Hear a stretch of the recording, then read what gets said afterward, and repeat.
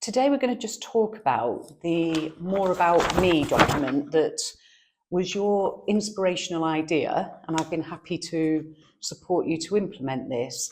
Can you tell us a little bit about it? What is the More About Me document?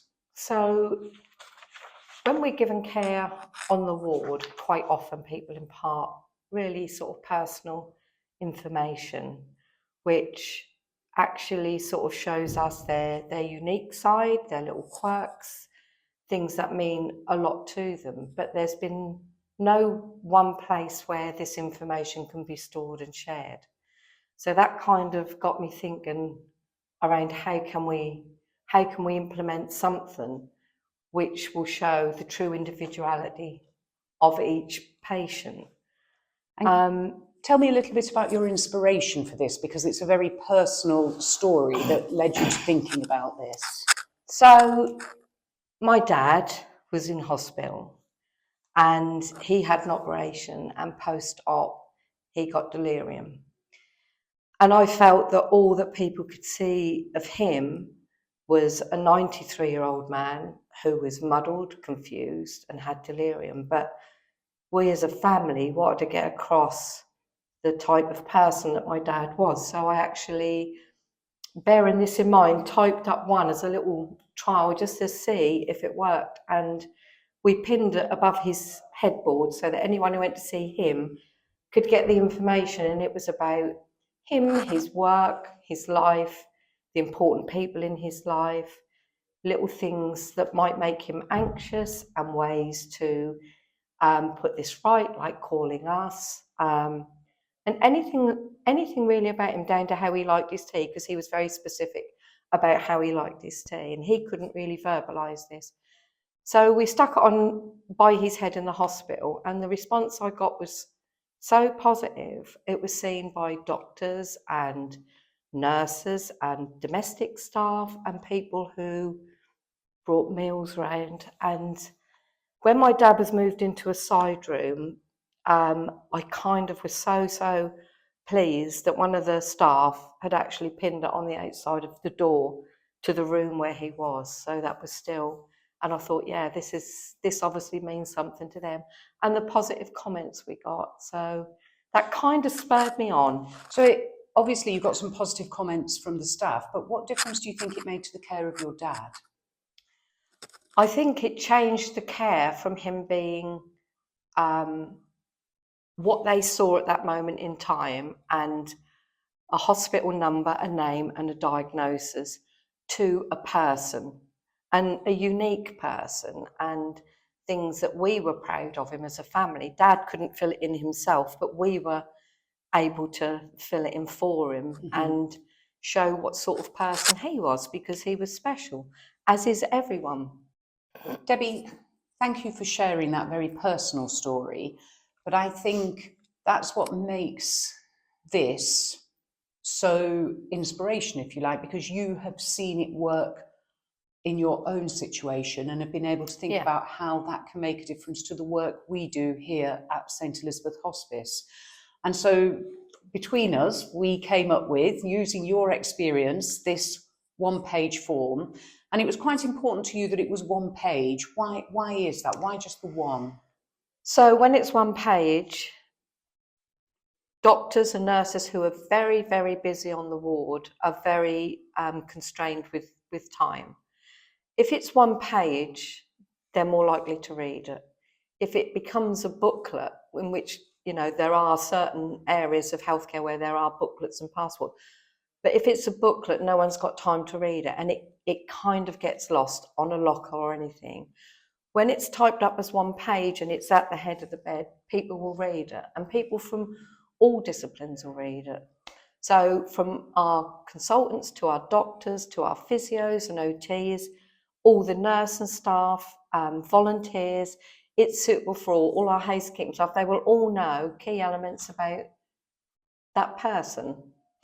And alongside the document, we did this little guide to help people to put it together.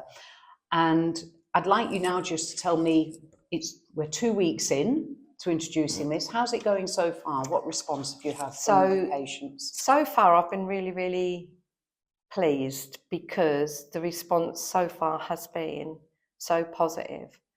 In particular, patients have really welcomed filling things in about themselves to relay their own personal little quirks and everything. And families too, where our service users are maybe a little bit more poorly or don't want to write it. The families are involved, but it also gives the families the opportunity, as well as the service users, to have a direct input into their care. And I think what's shone through is in situations where you're under healthcare and it's all about, cures and medicines and pain control, it's a bit of loss of control. And I think that's what I noted about my dad. Whereas this is giving them a little bit, it's empowering them to tell us their story. It's an open page.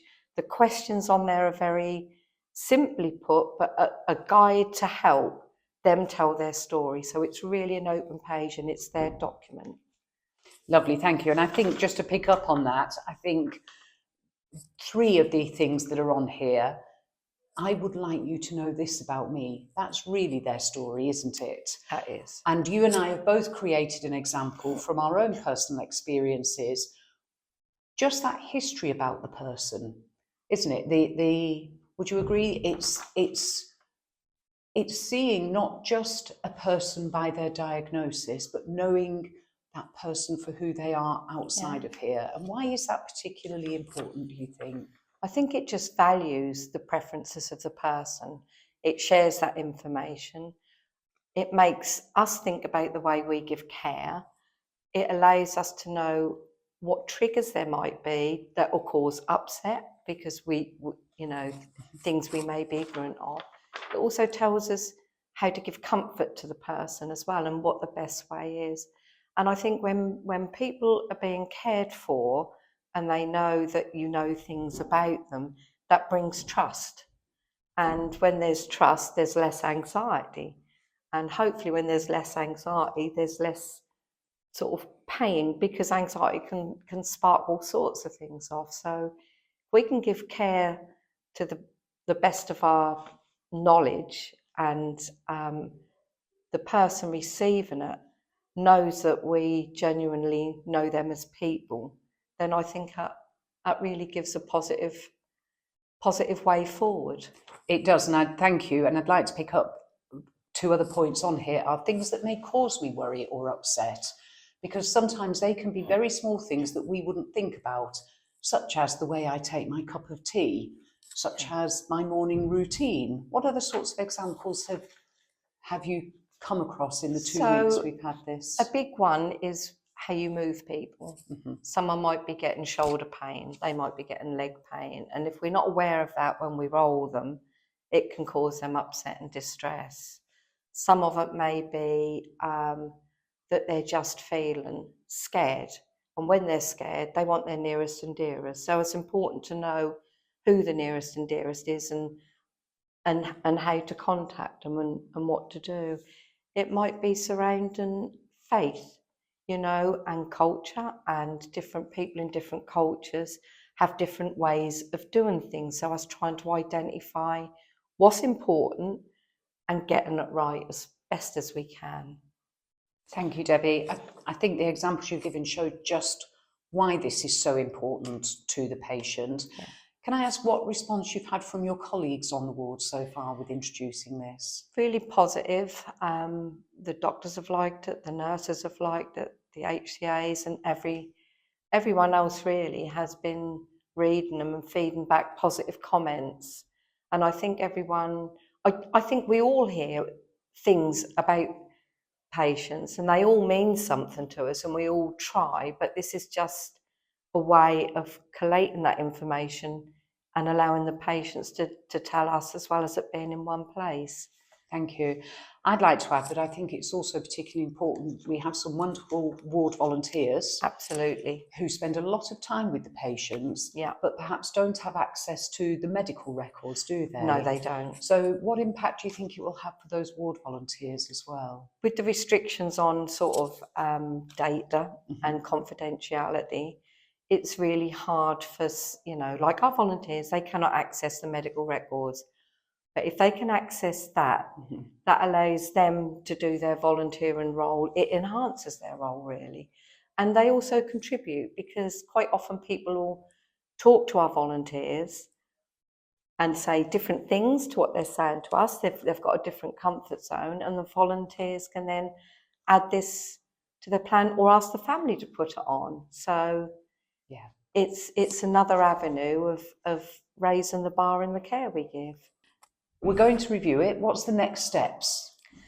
So it's been rolled out live for just over a week, and we've had some really, really good responses. I'm going to go through some of the plans that we've got and see if there's information on the notes that matches, or whether we're picking up more, which I think we probably are. I will be getting feedback from relatives and service users to see if there's anything we can do to improve it, because I think more ideas will come, and this is something that will evolve. So, and also canvass the staff and medical profession to see if there's any ways that we can enhance this document within the one-page format. Debbie, you're right. I think this will evolve, and I would like to thank you for your inspirational idea and for inviting me to work with you on this, to introduce it. I think it's going to be a huge success, and I think it will only benefit the patients and the staff going forward. So thank you.